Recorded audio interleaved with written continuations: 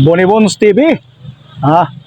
Nya kata karon mga idol dinhi sa may City Memorial Park, no? Nya karon nya tubang nato ang usa ka chapel gi-develop, no? Sa kaniadtong unang panahon sa lahi nga administrasyon sa Dakbayan sa Cagayan de Oro, lahi ang porma sa chapel.